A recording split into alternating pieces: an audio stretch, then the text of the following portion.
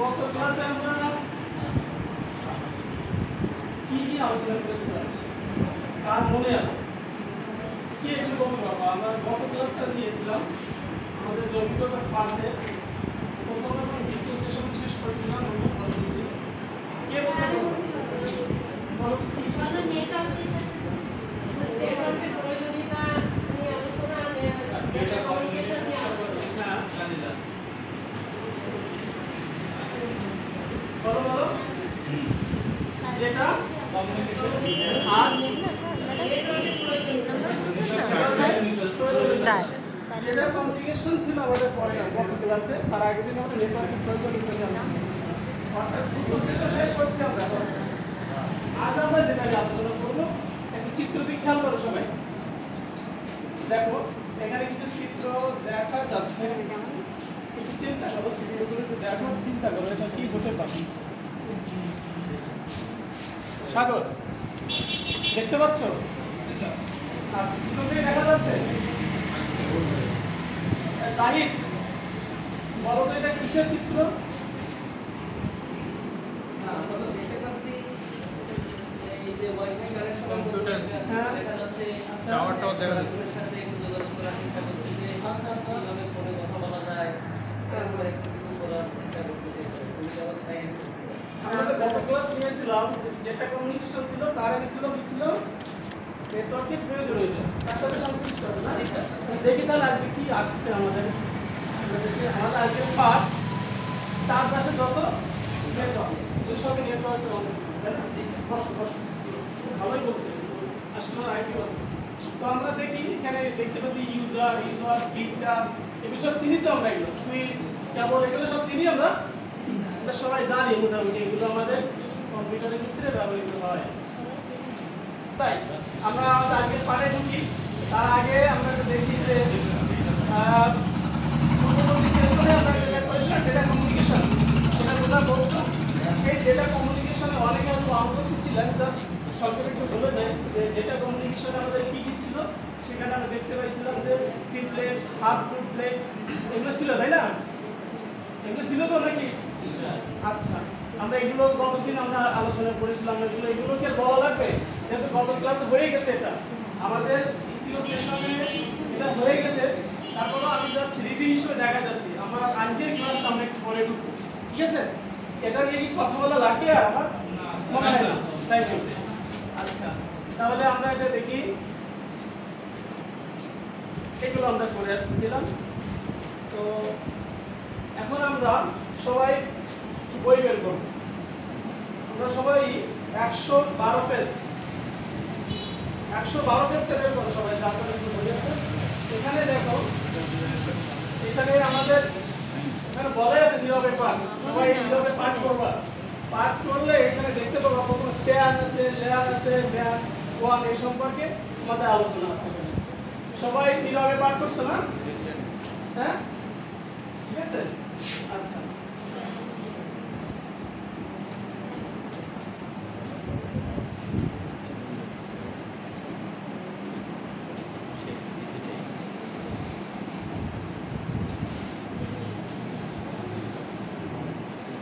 এখন আমরা যেহেতু পাঠ করছি, আমরা নেটওয়ার্ক সম্পর্কে আমরা একটু বিস্তারিত জানবো। এখন আমাকে একটু আগে শিউলি প্রশ্ন করছিল, স্যার এটা বুঝতেছি না, আমি এখন সেদিকে যাচ্ছি। আমাদের যে কম্পিউটার নেটওয়ার্ক আমাদের 4 প্রকার। এখানে দেখো স্লাইডে সবাই খেয়াল করো, এই 4 প্রকার নেটওয়ার্ক সম্পর্কে আমি এখন এখানে প্রত্যেকটা ধাপে ধাপে এখানে বিস্তারিতভাবে আলোচনা করি। শিউলি মূলে এরকম একটা চিত্র দেখে বলছিল, স্যার এটা বুঝতে পারছি না। শিউলি তুমি দেখো, এইখানে আছে LAN ল্যান, যেটাকে আমরা বলি লোকাল এরিয়া নেটওয়ার্ক। আমি কিভাবে যেটা পাঠ করতে বলছিলাম ওখানে মোটামুটিভাবে লেখা আছে, তারপরেও আর একটু ডিটেলস দেখানোর জন্য আমি স্লাইডগুলো নিয়ে আসছি। দেখো লোকাল এরিয়া নেটওয়ার্ক, আমি আরও একটা চিত্র দেখাবো এরপরে, যে এই মানে বাস্তবিকভাবে যে লোকাল এরিয়া আমরা দেখতে পাই, এগুলোই ছিল আমাদের লোকাল নেটওয়ার্ক, লোকাল এরিয়া বা LAN, লোকাল এরিয়া নেটওয়ার্ক। এরপরে আসি আমরা আমাদের, দেখো এর একটা উদাহরণ হচ্ছে ম্যান, অর্থাৎ মেট্রোপলিটন এরিয়া নেটওয়ার্ক। একটা মেট্রোর ভিতরে যে নেটওয়ার্ক থাকে, একটা শহরের মধ্যে নেটওয়ার্ক থাকতে পারে, তার উপরে আমরা এখানে একটা চিত্র দেখাচ্ছি। দেখো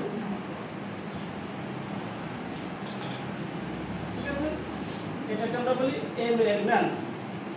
এরপরে আসি আমরা সচরাচর একটি শহরের মধ্যে যে নেটওয়ার্ক তৈরি হয় তা হলো ম্যান, অর্থাৎ মেট্রোপলিটন এরিয়া নেটওয়ার্ক। এরপরে আসি আমরা দেখো অর্থাৎ যে ওয়াইড এরিয়া নেটওয়ার্ক, বিশ্বব্যাপী যে নেটওয়ার্ক এক দেশ থেকে আরেক দেশের যে নেটওয়ার্কটা হয় সেই নেটওয়ার্ককে আমরা বলি ওয়াইড এরিয়া নেটওয়ার্ক। এই যে চলে যাচ্ছে south Africa, north America, Asia, বিভিন্ন দেশের থেকে বিভিন্ন দেশের কমিউনিকেশন। দেখতে পাচ্ছ? এই আসলে দেখতে পাচ্ছ? আচ্ছা ঠিক আছে। এখন আমরা যে তোমাদের কাজের সুবিধার্থে এখানে আমরা একটা, তোমরা আসলে সবই তো পড়ছো তোমরা, এখানে দেখো ট্যান ল্যান ম্যান বা ওয়াল সম্পর্কে তোমরা যদি কিছু প্রশ্ন থাকে বা কিছু না বুঝতে পারো তাহলে দলীয় কাজের মাধ্যমে তোমরা 4টা দলে ভাগ হয়ে যাও, তোমরা নিজেরা আলোচনা করো। কারণ তুমি যারা ভূগোলের পাশে হয়তো বুঝতে পারে, তারপরেও যদি না বুঝো আমি আরো বুঝাই দেবো।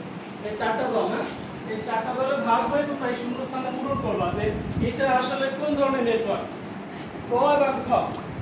তো প্রথম 2 দল ক আর পরের 2 দল খ, তোমরা এভাবে পূরণ করো। পূরণ করবো, আমি তোমাদের 5 মিনিট টাইম দিচ্ছি। 5 মিনিট পর তোমরা আমাকে এখানে দলে দলে এসে বলবা যে স্যার এটা এই এটা এই। ঠিক আছে? আচ্ছা, এরপরও যদি না বুঝো আমি আরো এটা নিয়ে আরো নতুন স্লাইড করে আরো বোঝানোর চেষ্টা করবো তোমাদের।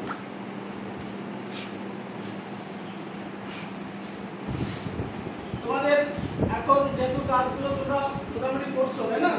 কাজ করছো? আচ্ছা, উপস্থাপন করতে পারবা? পারবা তো? ঠিক আছে। কি অবস্থা? কাজ করেছো? ঠিক আছে ঠিক আছে। কোনো প্রশ্ন নাই? কোনো প্রশ্ন আছে? আচ্ছা, তাহলে তোমাদের বাড়ির কাজটা লিখে নাও। আমরা বাড়ির ছোট্ট একটা কাজ দিচ্ছি। দেখো এটা তোমরা কি বলতে পারবে যে নেটওয়ার্কের মাধ্যমে কিভাবে তথ্য চলাচল করতে পারে?